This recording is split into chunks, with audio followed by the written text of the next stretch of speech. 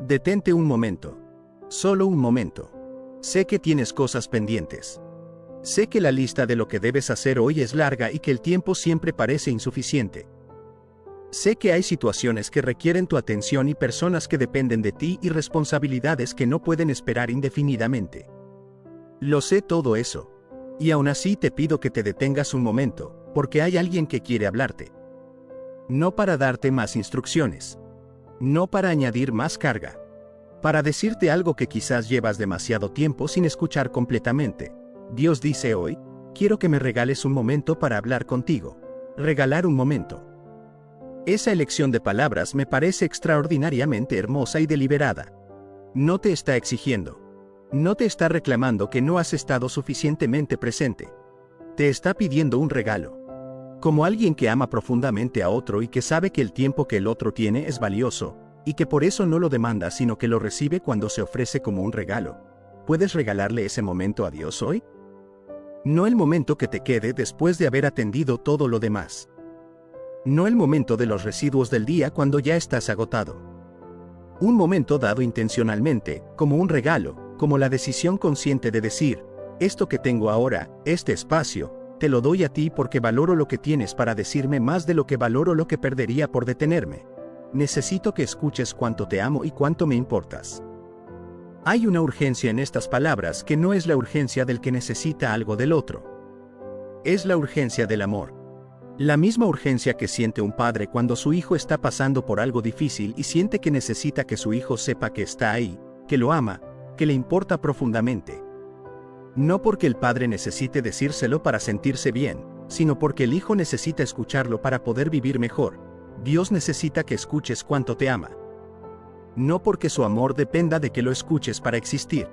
Su amor existe completamente independiente de tu reconocimiento. Pero tu vida, la calidad de tu existencia, la paz de tu corazón, la manera en que enfrentas los desafíos, todo eso cambia radicalmente cuando genuinamente escuchas y recibes la realidad de cuánto te ama, y cuánto te importas. No cuánto importas en general como parte de la humanidad que Dios creó. Cuánto te importas a ti específicamente. Tú, con tu nombre, con tu historia, con tus particularidades, con lo que te hace diferente de cualquier otra persona que existe.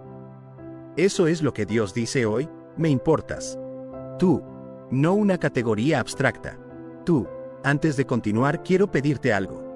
Si lo que estás escuchando en este momento está llegando a un lugar de tu corazón que necesitaba escuchar exactamente esto, suscríbete a este canal ahora mismo y comparte este video en WhatsApp con alguien que también necesite recibir este mensaje de amor hoy. Porque hay personas en tu entorno que no se sienten amadas, que no se sienten vistas, que llevan demasiado tiempo sin escuchar que le importan a alguien profundamente. Y quizás este video sea el momento en que eso cambie para ellas. Hazlo ahora y regresa, porque lo que sigue es para ti. Mi corazón siempre ha estado inclinado hacia ti, cuidándote aun cuando no lo has notado. Quiero que te detengas en esa palabra, inclinado. El corazón de Dios inclinado hacia ti. No erguido en distancia majestuosa y formal. Inclinado. Hacia abajo. Hacia donde estás tú. Con la postura del que se acerca, del que quiere ver de cerca, del que está atento a los detalles de lo que le ocurre a quien ama. Esa imagen de Dios inclinado hacia ti es una de las más íntimas y más hermosas que puedo darte. No el Dios lejano que observa desde una distancia segura el desarrollo de los asuntos humanos. El Dios inclinado, cuyo corazón se orienta naturalmente hacia ti como el girasol se orienta naturalmente hacia la luz. No porque lo esfuerces, porque esa es su naturaleza. Porque en eso consiste lo que significa que Dios sea amor, que su inclinación natural es hacia quien ama, cuidándote aun cuando no lo has notado. Esta parte merece toda tu atención. Porque hay una tendencia humana natural a medir el cuidado de Dios por lo que podemos ver y sentir claramente. Cuando las cosas van bien y la vida fluye sin obstáculos mayores, es fácil reconocer la mano de Dios. Cuando hay dificultades, cuando las oraciones parecen no tener respuesta, cuando el silencio de Dios parece más elocuente que su voz, la tentación es concluir que quizás en ese periodo el cuidado no estuvo presente. Pero la realidad es diferente. El cuidado de Dios opera en dimensiones que frecuentemente no son visibles en el momento en que ocurren. Opera en las cosas que no pasaron aunque podrían haber pasado. En los accidentes que no ocurrieron. En las enfermedades que no llegaron. En las situaciones que se complicaron pero no llegaron al peor escenario posible. En las personas correctas que aparecieron en el momento exacto. En las puertas que se cerraron antes de que entraras por ellas equivocado. En las palabras que alguien dijo sin saber que eran exactamente lo que necesitabas escuchar. Todo eso fue cuidado. Y la mayor parte de ese cuidado pasó sin que lo notaras explícitamente, sin que lo reconocieras como la mano de Dios, posiblemente sin que ni siquiera pensaras en Dios en ese momento. Pero estaba ahí, el corazón inclinado hacia ti, cuidando de los detalles de tu vida de maneras que exceden tu capacidad de registro. Permíteme recordarte que nunca has caminado solo. Esto no es un consuelo vacío. No es una frase de aliento diseñada para hacerte sentir mejor sin base real. Es una declaración sobre la naturaleza de tu historia desde el principio. Nunca. No en los momentos buenos solamente. No en los periodos en que la fe era fácil y la presencia de Dios se sentía claramente. Nunca. En cada momento. En cada día. En cada situación. En cada decisión. En cada noche. En cada madrugada difícil. Nunca solo. Quiero que hagas un recorrido mental por algunos de los momentos más difíciles de tu vida. Esos momentos en que la sensación de soledad fue más intensa. En que sentiste que nadie entendía completamente lo que estabas viviendo. En que el peso era demasiado grande para que hubiera espacio para compartirlo con alguien más. En esos momentos específicamente, en los que la soledad se sentía más real, Dios dice hoy, tampoco ahí estabas solo. Yo estaba ahí. No de manera que te lo hiciera sentir claramente siempre, pero ahí. Presente. Acompañando. Sosteniendo algo en ti que quizás no sabías que necesitaba ser sostenido. Ven, siéntate un momento en mi presencia. Esta es una invitación que tiene toda la calidez de un hogar. No la frialdad de un templo formal donde hay que comportarse de cierta manera para ser admitido. La calidez del hogar donde puedes llegar como estás, quitarte los zapatos de la actuación y del esfuerzo constante, y simplemente sentarte. Sin tener que producir nada. Sin tener que demostrar nada. Simplemente estar presente. Siéntate. Esa palabra habla de descanso. En un mundo que premia la productividad constante, que mide el valor de una persona por cuánto produce y cuánto logra, la invitación de Dios a sentarse tiene algo de revolucionario. No estás más cerca de Dios cuando estás corriendo. No te cuida menos cuando te detienes. La invitación de sentarse es la invitación a recibir en lugar de solamente dar, a estar en lugar de solamente hacer, a escuchar en lugar de solamente hablar. Un momento en mi presencia. No toda la mañana necesariamente. No horas de contemplación formal que quizás no tienes en este momento de tu vida. Un momento. Suficiente para que algo real ocurra en el interior. Suficiente para que la presencia de Dios pueda llegar a las capas más profundas de quién eres y depositar ahí lo que solamente su presencia puede depositar. Quiero hablarte del amor que siento por ti. Esta declaración de Dios es simple en su estructura pero infinita en su profundidad. El amor que Dios siente por ti. No el amor que un día sintió. No el amor que sentirías si fueras diferente de lo que eres. El amor que siente. Tiempo presente. Activo. En este momento. Por ti tal como eres ahora mismo. El amor de Dios no necesita que seas una versión mejor de ti mismo para existir. No está condicionado a que hayas resuelto los problemas que todavía no has resuelto. No aumenta cuando haces todo bien ni disminuye cuando fallas. Es constante con una constancia que ningún amor humano puede replicar completamente, porque todos los amores humanos, por genuinos y profundos que sean, tienen cierto grado de fluctuación que viene de la naturaleza humana misma. El amor de Dios no fluctúa porque su naturaleza no fluctúa. Él es amor, y lo que Él es no cambia. ¿Cuándo fue la última vez que simplemente te sentaste a recibir ese amor? No para pedirle algo a Dios. No para presentarle tus necesidades o tus oraciones urgentes. Simplemente para recibir. Para dejar que el amor que Dios siente por ti aterrice en tu interior de una manera que no estaba aterrizando porque el ruido del día lo hacía difícil de recibir. Para dejar que esa realidad, el amor de Dios por ti, fuera más que una verdad intelectual que afirmas y se convirtiera en una experiencia que sientes y que transforma. Y del cuidado con el que he guiado cada uno de tus pasos. Cada uno de tus pasos. No los que parecían más importantes. No los grandes hitos de tu historia. Cada paso. Los pequeños de todos los días que parecen insignificantes pero que componen la mayor parte de la trama de tu vida. La elección de a qué dedicar la mañana. La conversación que tuviste sin planearla. El camino que tomaste por razones que no recuerdas exactamente. Los pasos aparentemente sin importancia que sin embargo tuvieron consecuencias que todavía no puedes ver completamente. Cada uno de esos pasos fue guiado. No controlado de manera que elimine tu libertad o tu responsabilidad. Pero sí guiado con la sutileza de quien conoce el destino y va colocando señales, abriendo caminos, cerrando callejones sin salida, redirigiendo con suavidad cuando la dirección tomada no llevaba a donde el amor de Dios quería que llegaras. ¿Puedes mirar hacia atrás en tu historia y ver esa guía? No siempre es obvia en el momento en que ocurre.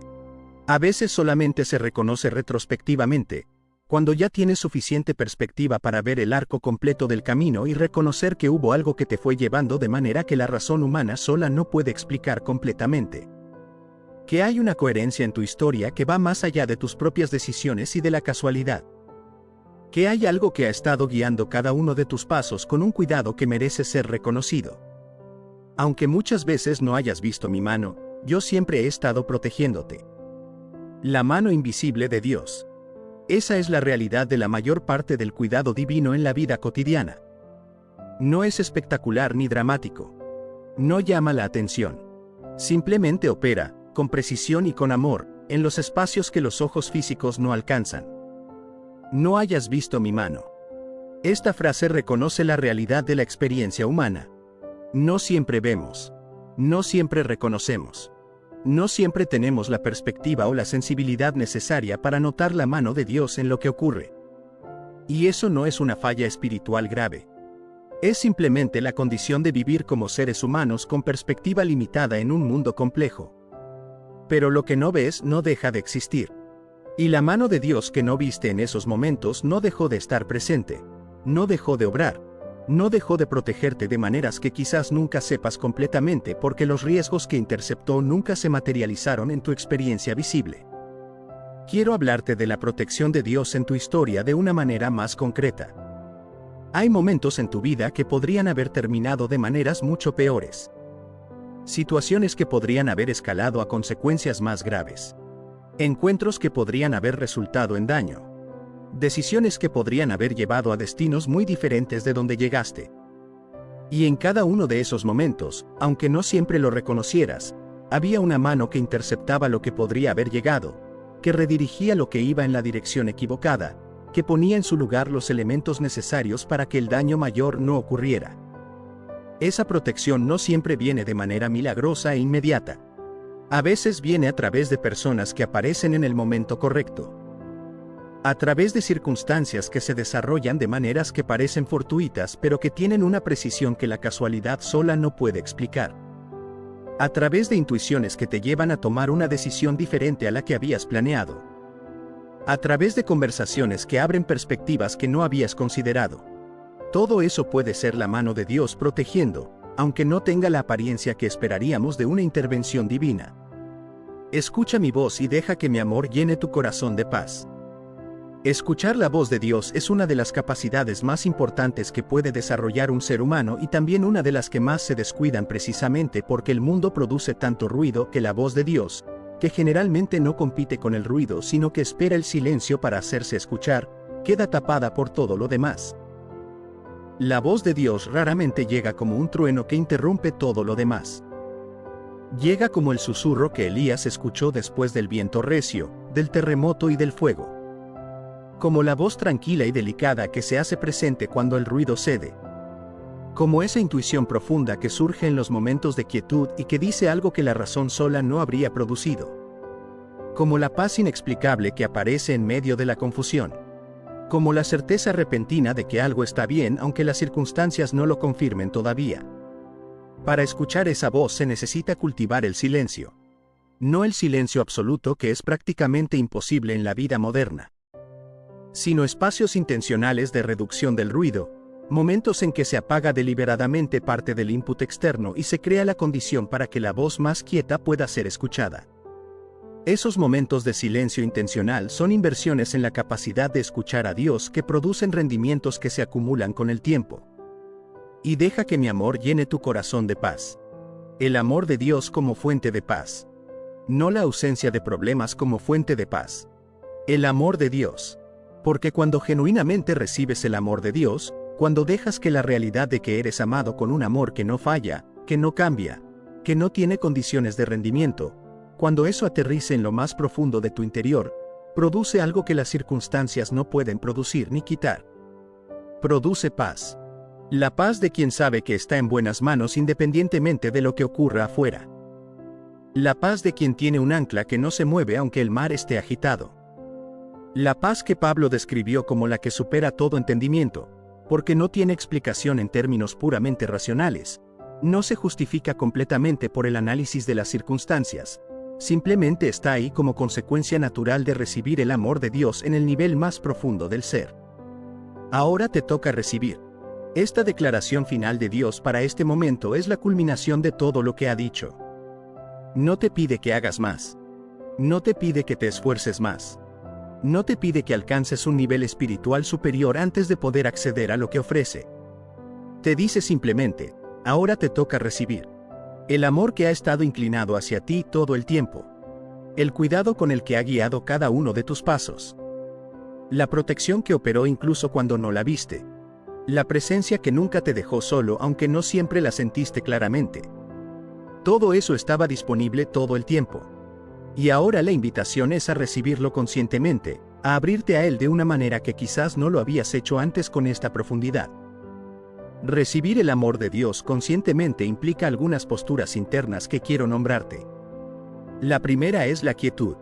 No tienes que producir nada en este momento. No tienes que orar elocuentemente ni tener las palabras correctas ni sentir algo específico para que el amor de Dios sea real y esté disponible. Simplemente quédate quieto en su presencia y permite que lo que Él es fluya hacia ti. La segunda postura es la apertura. Hay partes de nosotros que con el tiempo aprendieron a cerrarse como mecanismo de protección. Partes que recibieron daño y que desde entonces mantienen una cierta distancia de todo lo que podría dañar de nuevo, incluyendo a veces la posibilidad de ser amado profundamente. Recibir el amor de Dios requiere una apertura deliberada de esas partes cerradas, una decisión de bajar la guardia en la presencia de quien no puede hacerte daño porque es amor en su esencia. La tercera postura es la gratitud anticipada. Antes de que la experiencia del amor de Dios llegue completamente a la conciencia de manera emocional, puedes agradecerlo. Porque es real independientemente de que lo sientas en este momento. Y ese agradecimiento por algo real que todavía no sientes completamente es en sí mismo una expresión de fe que abre el corazón para recibir más plenamente. La cuarta postura es la permanencia. No levantarte inmediatamente y volver al ruido del día tan pronto como el momento de quietud produzca alguna sensación. Quedarte un poco más. Dejar que lo que está siendo depositado en tu interior tenga tiempo de asentarse, de ir más profundo de lo que normalmente va cuando la vida corre a su velocidad habitual. Dios te ama hoy con el mismo amor con que te amó desde antes de que nacieras. No hay nada que hayas hecho o dejado de hacer que haya cambiado eso. No hay versión de ti que Él aceptara más completamente de lo que te acepta ahora mismo. No hay momento en tu historia en que su corazón no haya estado inclinado hacia ti. No hay paso que hayas dado, correcto o equivocado, que no haya sido visto por sus ojos con la mirada del amor. Y ese amor quiere llenarte de paz hoy. Quiere tomar todo lo que agita tu interior, todo lo que genera la ansiedad, todo lo que produce la sensación de que estás solo en algo demasiado grande para ti, y reemplazarlo con algo que no se puede comprar ni fabricar ni obtener por ningún otro medio. La paz que viene de saber que eres amado por alguien que tiene el poder suficiente para que ese amor produzca diferencia real en tu vida. Siéntate un momento. Regálale ese momento. No porque Él lo necesite para amarte más, sino porque tú necesitas ese momento para recibir lo que ya existe, para abrir el espacio donde lo que Él es pueda llegar a lo que tú eres, para que el amor de Dios deje de ser solamente una verdad que afirmas y se convierta en una realidad que experimentas y que transforma cómo vives el resto del día. Nunca has caminado solo. Y no caminarás solo mañana. Ni en ninguno de los días que vienen. El corazón de Dios seguirá inclinado hacia ti, cuidando cada detalle de tu historia, guiando cada paso, protegiéndote de maneras que muchas veces no notarás. Y de vez en cuando, en momentos como este, te invitará a detenerte para recordarte cuánto te ama y cuánto le importas. Recibe ese amor hoy. Ahora. Con lo que eres y con todo lo que traes. Con las heridas y con los sueños. Con las preguntas y con las certezas. Con el cansancio y con la esperanza. Con todo lo que eres, recibe el amor de quien te conoce completamente y te ama completamente al mismo tiempo. Ahora te toca recibir. El Salmo 32 comienza con una declaración que contiene todo lo que David quiere comunicar antes de entrar en los detalles de su experiencia.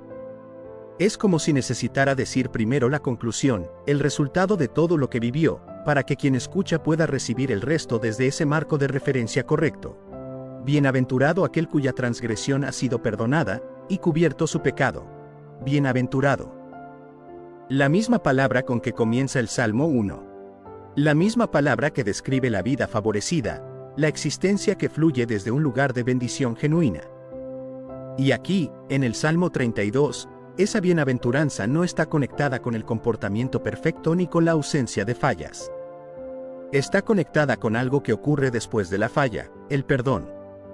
La transgresión perdonada. El pecado cubierto. Esa es la declaración más liberadora del Salmo desde sus primeras palabras. La bienaventuranza no es el resultado de no haber pecado. Es el resultado de haber sido perdonado. Y esa diferencia es fundamental porque abre la posibilidad de la bienaventuranza para todos, no solamente para los que llevan un historial impecable, sino para todos los que han experimentado el perdón genuino de Dios. Bienaventurado el hombre a quien Jehová no culpa de iniquidad, y en cuyo espíritu no hay engaño. No hay culpa. No hay engaño en el espíritu. Estas dos condiciones del versículo 2 describen el estado interior del perdonado. Externamente, la transgresión puede haber ocurrido. Los hechos del pasado no se borran del registro histórico. Pero en la relación con Dios, hay una realidad diferente, no hay culpa. No porque el error no fuera real, sino porque fue perdonado, cubierto, ya no sostenido sobre la persona como una deuda pendiente, y en cuyo espíritu no hay engaño. El engaño al que se refiere aquí no es el engaño hacia otros principalmente. Es el autoengaño, la negación, la incapacidad de verse a uno mismo con honestidad. El espíritu sin engaño es el que puede mirar su propia realidad con claridad, reconocer lo que hay sin minimizarlo ni exagerarlo, y llevar esa realidad honesta a Dios sin disfrazarla. Esa honestidad interna es la condición que hace posible el perdón genuino. No se puede recibir perdón por lo que no se reconoce. No se puede ser cubierto lo que se niega. El espíritu sin engaño, el que puede decir simplemente la verdad sobre sí mismo, es el que está en la posición correcta para recibir lo que Dios tiene disponible. Mientras callé, se envejecieron mis huesos en mi gemir todo el día. Porque de día y de noche se agravó sobre mí tu mano, se volvió mi verdor en sequedades de verano. Aquí David describe lo que ocurrió cuando no habló, cuando guardó silencio sobre su transgresión, cuando eligió la ruta del encubrimiento en lugar de la del reconocimiento. Y la descripción es vívida y físicamente resonante. Se envejecieron mis huesos en mi gemir. La carga no reconocida del pecado produce en el interior algo que David describe con imágenes de deterioro físico. Los huesos envejecidos, el verdor convertido en sequedad de verano. Hay algo profundamente cierto en esta descripción desde la perspectiva de la experiencia humana. Cargar en silencio algo que necesita ser llevado a la luz tiene un costo real. El costo del autoengaño sostenido, del esfuerzo constante de mantener la fachada, de la energía que se consume en sostener una versión de los eventos que no es completamente honesta, de la pérdida de la paz interior que viene de vivir en una contradicción entre lo que realmente ocurrió y lo que se presenta. De día y de noche se agravó sobre mí tu mano. La mano de Dios que se agrava sobre el que guarda silencio no es la mano de la venganza ni del castigo punitivo. Es la mano del amor que aplica presión sobre lo que necesita ser tratado. Como un médico que aplica presión sobre un área de infección, no para causar dolor por el placer de causarlo, sino porque el dolor es la señal necesaria de que algo requiere atención que de otra manera no recibiría. La presión de Dios sobre el corazón que guarda silencio sobre su propia realidad es una señal de amor. De un amor que no está dispuesto a dejar que la persona viva cómodamente en el engaño, porque el engaño a largo plazo produce más daño que el dolor temporal del reconocimiento. Mi pecado te declaré, y no encubrí mi iniquidad. Dije, confesaré mis transgresiones a Jehová, y tú perdonaste la maldad de mi pecado. El punto de quiebre. El momento en que David dejó de callar y comenzó a hablar. No lo declaró a los que podrían juzgarlo. Lo declaró a Jehová. La confesión aquí no es el ritual formal de la religiosidad. Es el acto de apertura radical ante Dios, de decir con honestidad lo que ocurrió sin minimizarlo ni exagerarlo, sin buscar justificaciones ni atenuar la responsabilidad. Y la respuesta es inmediata en el texto: y tú perdonaste la maldad de mi pecado. No hay demora, no hay periodo de prueba, no hay lista de condiciones adicionales que cumplir antes de que el perdón sea oficial. La confesión genuina encontró el perdón genuino. El reconocimiento honesto encontró la cobertura inmediata. Así funciona. Por esto orará a ti todo santo en el tiempo en que puedas ser hallado. Ciertamente en la inundación de muchas aguas no llegarán estas a él. David pasa de su experiencia personal a una declaración universal. Lo que vivió con el perdón no es solo para él. Es la experiencia disponible para todo santo que ore en el tiempo en que Dios puede ser hallado. Y ese tiempo es ahora. El tiempo de la gracia, el momento en que la puerta está abierta, en que la respuesta está disponible, en que el perdón que David experimentó está accesible para cualquiera que venga con el mismo espíritu sin engaño que él describe. En la inundación de muchas aguas no llegarán estas a él. La persona perdonada, la que ha pasado por el proceso de reconocimiento y restauración, tiene una estabilidad ante los diluvios que viene de haber resuelto la cosa más fundamental. Cuando la relación con Dios está restaurada, cuando no hay deuda pendiente entre el alma y su Creador, hay un fundamento que los diluvios de las circunstancias no pueden barrer de la misma manera que barren a quien no tiene ese fundamento. Tú eres mi refugio. Me guardarás de la angustia. Con cánticos de liberación me rodearás. David declara a Dios como su refugio. Después de todo el proceso que describió, después del silencio costoso y del reconocimiento liberador y del perdón recibido, llega a esta declaración. Tú eres mi refugio. No las circunstancias favorables. No el mantenimiento de una imagen impecable. No la ausencia de dificultades. Tú, el Dios que perdonó la maldad de su pecado cuando la declaró honestamente. Y la imagen con que cierra este versículo es extraordinariamente bella. Con cánticos de liberación me rodearás. El perdonado no es rodeado solamente de protección silenciosa. Es rodeado de cánticos de liberación. Hay música en la restauración. Hay celebración en el perdón recibido. El cielo mismo celebra cuando alguien que estaba cargando en silencio finalmente abre, reconoce y recibe. Te haré entender, y te enseñaré el camino en que debes andar. Sobre ti fijaré mis ojos. Aquí Dios habla directamente. Y lo que ofrece al perdonado es dirección y atención personal. Te haré entender. No te dejaré confundido sobre el camino correcto. Te enseñaré. Hay un compromiso de guía continua que viene después del perdón. El perdonado no solamente recibe limpieza del pasado, recibe dirección para el futuro. Sobre ti fijaré mis ojos. Esa imagen de los ojos de Dios fijos sobre la persona es una de las más íntimas del Salmo. No la mirada ocasional del que supervisa desde lejos. Los ojos fijos. La atención sostenida, el cuidado constante, la presencia que no aparta la mirada de quien cuida. Eso es lo que el perdonado recibe como parte de la restauración. No solamente la limpieza del pasado, sino la atención continua de Dios para el camino que viene. Un acompañamiento que incluye entendimiento, enseñanza y la certeza de que hay ojos que no se apartan. No seáis como el caballo, o como el mulo, sin entendimiento, que han de ser sujetados con cabestro y con freno, porque si no, no se acercan a ti. Este versículo introduce una advertencia que completa la instrucción del versículo anterior. Hay dos maneras de relacionarse con la guía de Dios.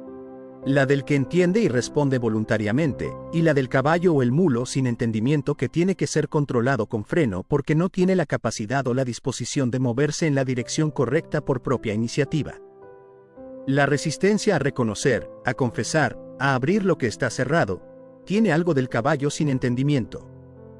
Requiere que la presión externa, la mano que se agravó de día y de noche, tenga que ser más intensa para producir el movimiento que el reconocimiento voluntario habría producido con mucho menos costo. La invitación del Salmo es a ser el tipo de persona que responde voluntariamente, que tiene el entendimiento suficiente para reconocer cuando algo necesita ser llevado a Dios sin esperar a que la presión acumule hasta niveles de crisis. Que puede ver en la incomodidad interior una señal temprana de que algo necesita ser atendido en lugar de ignorar esa señal hasta que se vuelva insoportable. Muchos dolores habrá para el impío, mas al que espera en Jehová, le rodea la misericordia. El contraste final antes de la explosión de gozo con que termina el Salmo. Muchos dolores para el impío.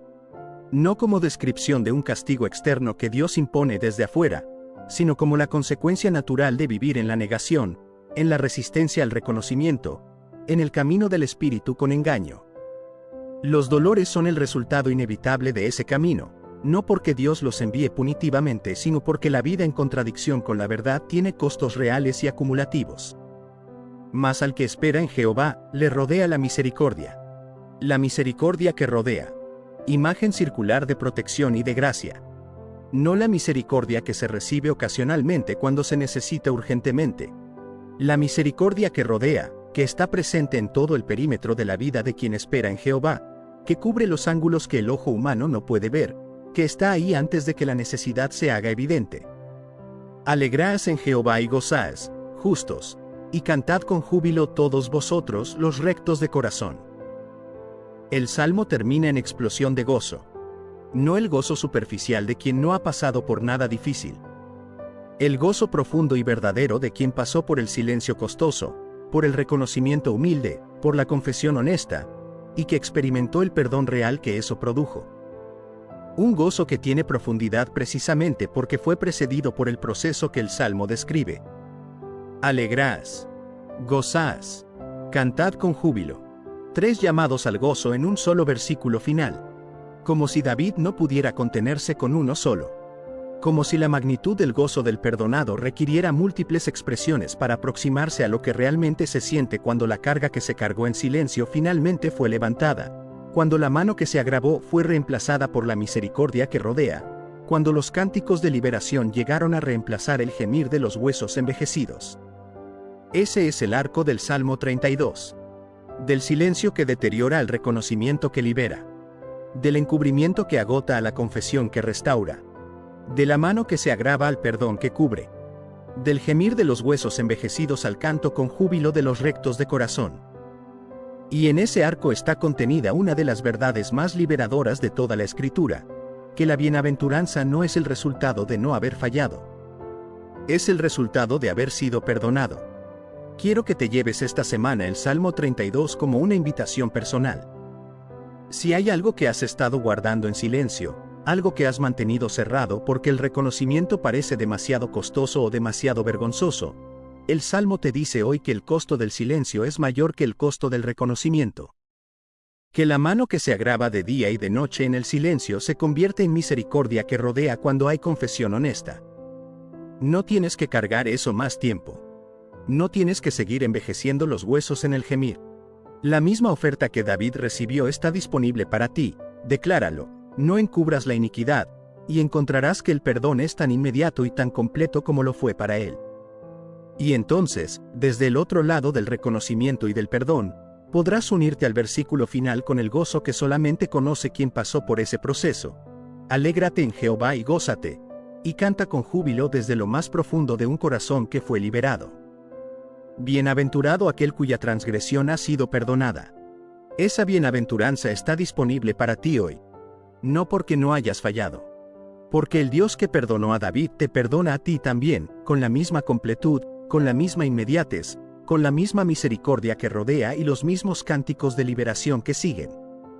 Que el Salmo 32 sea para ti esta semana no solamente un texto que leer, sino una experiencia que vivir. El camino del reconocimiento honesto que lleva al perdón real, y del perdón real al gozo que solamente el perdonado puede conocer completamente. Amén.